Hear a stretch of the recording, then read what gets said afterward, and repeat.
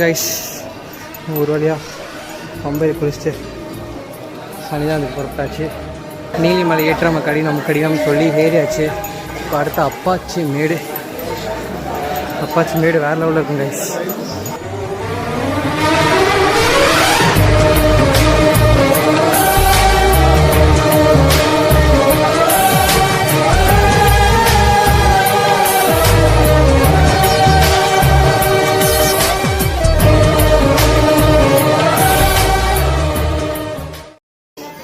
கன்னிசாமி கூட போனால் சீக்கிரமாக போயிடலான்னு சொல்லிட்டு சொல்லுவாங்க. அது உண்மைதான்.